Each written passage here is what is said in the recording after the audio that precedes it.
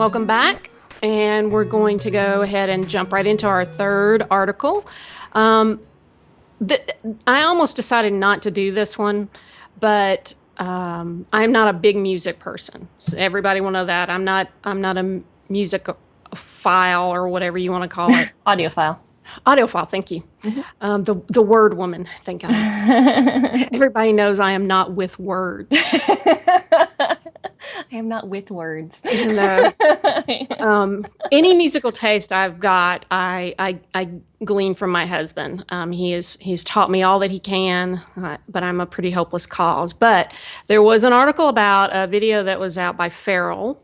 He's got apparently a fairly new album out called Girl, and it was about the music video Marilyn Monroe, where the article was asking the question basically, there are a lot of guys who come out with music videos or clips or something, especially music, where they're saying, girls, we like you just the way you are. Right. You don't need our approval. I love a woman in sweatpants, that kind of thing. Mm-hmm. And their question basically was, are they pandering? Is this truthful? Does it mean anything? Well, I believe context is king. Okay. So I went out and looked at the rest of Farrell's album. I looked at the music video. I looked at the lyrics, and all I can say is no. No. No, what? No, no. It is, I don't know what the song's about. Oh. But it's not about a woman being just who she is. The other songs were all about there's apparently in an earlier news article he said women, especially he was talking to black women, you do not have to look to me for approval. But he's got a song that talks about how I'm the guy you want, it's my body you want, let me ride you, all this bunch of really horrible stuff, very sexist stuff. It all has to do with sex.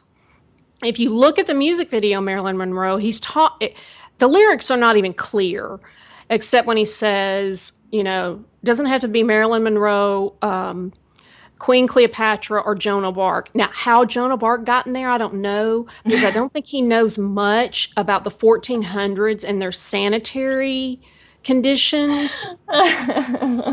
Because I just don't think he understands what's going on. But every time that he says something about a woman being different, she spreads her legs, or she kicks her feet up in the air, or she's leaning over and showing her cleavage.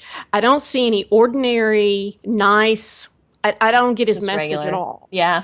Well, I think that was one of the things that I took away from it too was, if you're going to say, I love you any way you are, and you don't need to look a certain way, then the models shouldn't all look the same in the video, and the homogenization of the images in the video just kind of takes away from that. There if you wanted it to really to be empowering, it would have variety and distinction and difference in the beauty that is represented, not and they're beautiful women. Yeah, but it's the same complaint I've got with all music videos. To me, I think they're exploiting women. They're horribly sexist. And the cover model for this particular single, Marilyn Monroe, is Katia Nicholas, and she is gorgeous. She's a professional dancer. She is I consider her glamorous. I consider her a Marilyn Monroe. It doesn't fit at all. And that just, to me, sums up the basic is I don't think that they really have a clue. Yeah. They are too detached from reality. They're in an entirely different circle, and I think they've just completely lost touch, really. Yeah. Yeah. But contrast that against the new PSA about sexual assault. I don't like PSAs.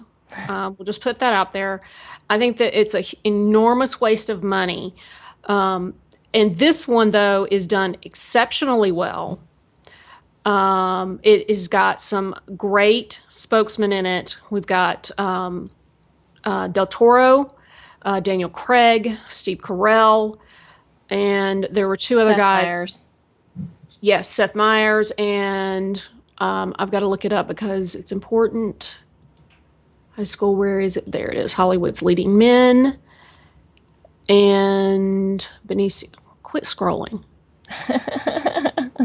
Oh, Dulé Hill. Yes. Yes, that was important. But it also has Joe Biden and Obama in it, which I think is a big mistake. Oh, really? Oh, yeah. See. Okay. You think it should have just stayed with like the stars and not had the president and the vice president? Yes, because they're political speakers, and I don't think in Oh. the context they sound right. They sound like they're talking to their constituents, and you could dub in almost anything they say. But if you look at Steve Carell's face and you look at Daniel Craig's face, there is A genuine there's compassion there. concern. There's understanding. So yeah, I think it's I think it's a good PSA. I'm not so sure about the name. The organization is One is Too Many, and two is a number two, which I don't Yeah. understand. I thought it was number 1 and number 2. Yeah, 1 is Yes, too many. one is too many, Right. and I don't understand the two, which is really weird. Yeah, because it should be TOO. Yeah, the two doesn't have any meaning, Right. and I think they took the texting lingo too far. Yeah. Unless it's a really obscure thing that they're extrapolating what the two means. But, and also Daniel Craig looks rough. Yeah, he looks like he's been hit by a truck. Yeah, sorry, but even still, it's okay. I was glad he was in it. He was cogent, but it's You actually can a look good run over by a message. truck, that's fine. Yeah. As far as PSAs go, I think it actually is a good message because what it's encouraging people to do is to speak up when they see something bad. Right.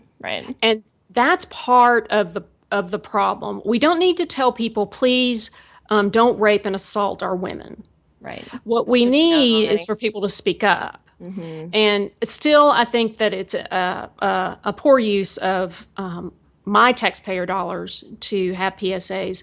This is very well done, and it is the right message for a change. That's always a bonus. And thanks to the guys who did it. Yeah, absolutely. Appreciate Because it.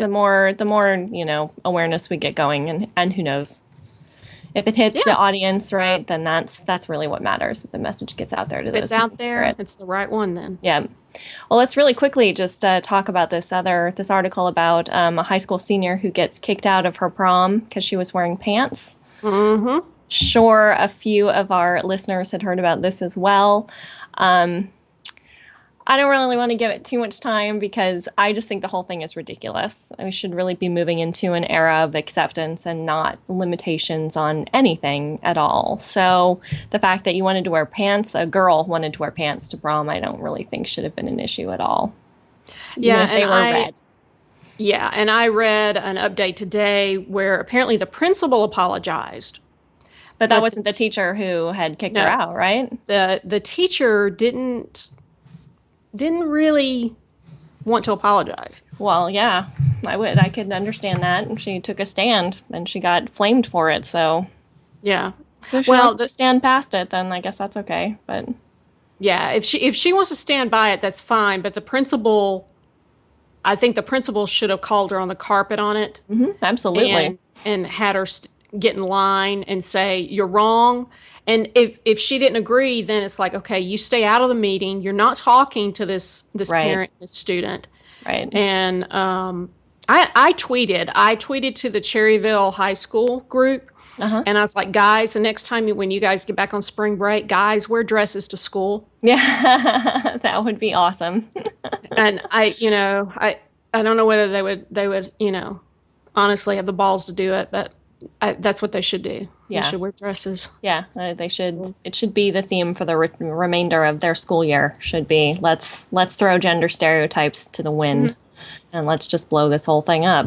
So let's hope they do something. I'll be interested to see what follows from it. So Okay, Regina. I want to see your memorabilia. You want to see my memorabilia? Yes. Okay, well, what's your favorite geek memorabilia? I have lots, and I wanted to do one, but it was going to have to be 3 parts, and I didn't think that was appropriate for our first one since we did want to limit it to one. So I actually picked it with both of us in mind, Rhonda. Aw. Because it's one of my favorite Wonder Woman comics, and one of the reasons is... Oh, no. And you guys may or may not know that Rhonda is a huge Batman fan. Like, humongous, right? Not as big as Susanna Polo, but... Not quite that big, but one of her favorite is definitely Batman, who's got, her boot on his face. So this is I'm going to butcher the name of this, so please just bear with me. The Hiketera, Hiketeia is the name of this comic, this graphic novel, and it essentially has Wonder Woman and Batman pitted against each other because she has made a promise to a young woman to protect her, and she is in bad graces with Batman, and so they sort of come pitted up against each other in this. And I love the story. The story is by Greg Rucka, who I'm sure many of our listeners know. And I didn't know him before I read this. I picked this up solely because I saw the cover and I had to have it because it had to go in my Wonder Woman collection. So it just happens to, come up today. So it's Wonder Woman for me and Batman for Rhonda. But Batman, in a way, she's not used to seeing him. Batman always gets on the bad side of everybody. It just doesn't matter.